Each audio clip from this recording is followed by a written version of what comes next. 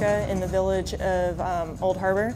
And we're out here taking care of the villagers' animals, making sure that they're getting updated on their vaccines, their rabies, their distemper vaccines, and just doing an overall physical of the animals.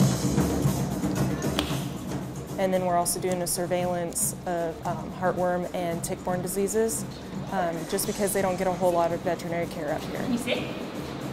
Well, you could fly your pets into Kodiak. It's just a 30-minute ride, but it's real expensive and people can't afford it.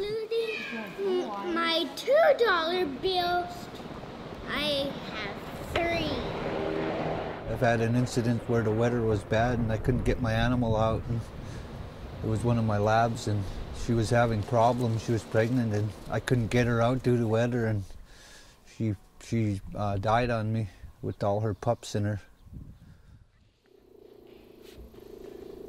It was a big eye-opener because I didn't realize how many animals were out here. I thought it was all going to be strays. I thought it was all going to be just us walking down, seeing if we can find a dog. But seeing that they all have a home, it's surprising. We're drinking salt water. Pretty much everybody that I know here in the community owns a pet, whether it's a dog or a cat, but more so, I think, dogs. We use them a lot for protection.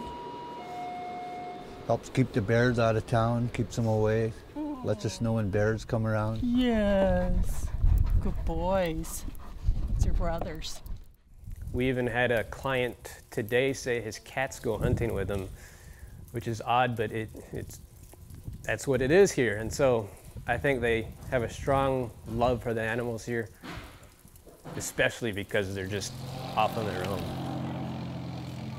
Being able to work on different parts of the whole country, and especially Alaska, I never thought I would be here. I joined to travel, but seeing all these different areas, it's a big privilege that we have. It's good for you guys too to get out and see how we live and stuff. Coming into work every day to help a puppy and get paid for it, it's great. 1, 2, 3.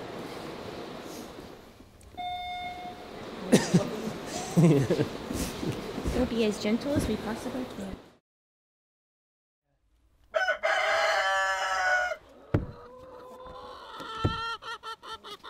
Maine Air National Guard Lieutenant Colonel Chip Ridke crossed paths with the 218th Medical Detachment Veterinary Service Support, and he wasn't afraid to ask for a hand. The state of Alaska asked us to do avian influenza testing for the poultry in this area on Kodiak Island. Hey, ladies and gentlemen, here we are. Because pandemic influenza and avian influenza is in Asia and there are major flyways over Alaska, they're looking for that data, and this mission's given it to them, sure, which has never been done before. That's interesting. We want all the ducks first, I guess that's what I'm saying. You want ducks first? Yeah. First, all I saw was smiles on their faces. We're going to go into the cloaca, or in these cases, the cloaca. Ooh. Ooh, what's this? At the beginning of the day, when I woke up this morning, didn't think I'd be putting on, a gown, trying to wrestle up, chickens and turkeys. And swabbing them. I'm just going to flip this like this, and you guys can do oil change on there. Okay. It was very interesting, to say the least. With a quick draw and a slide of the wrist, these medical professionals knew what they were looking for.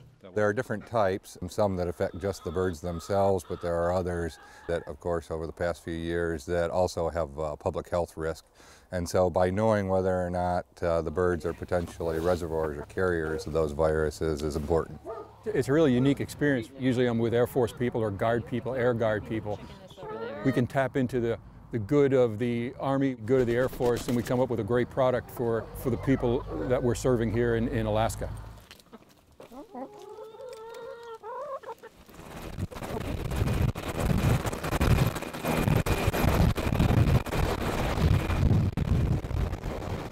So we've had teams that have gone out to each of the villages around the island to perform their mission out there.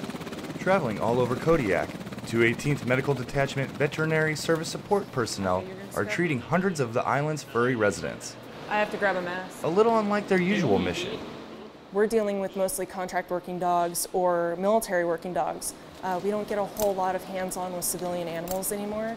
So this is great for us to be able to get that experience again and be used to working with different spectrums of their actual job. So especially Part of working with pets is working with their families. So the 218th took time to reach out to the community.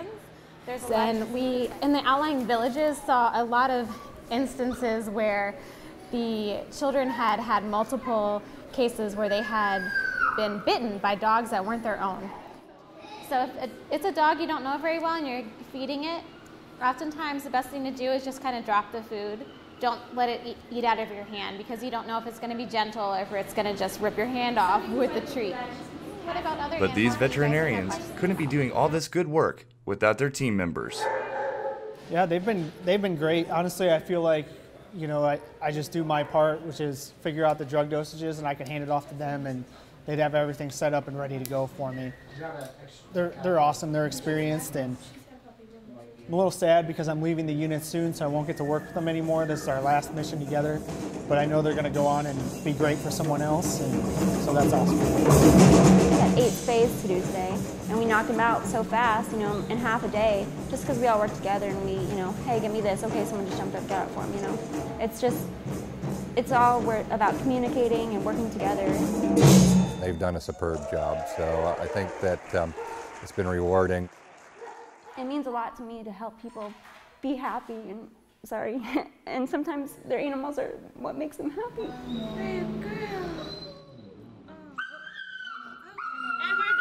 But they do what they can in the situation that they're in, taking care of that animal that they love. For the 5th Mobile Public Affairs Detachment, Crazy. I'm Army Sergeant Keith Burghardt. Yeah, now it's 8%.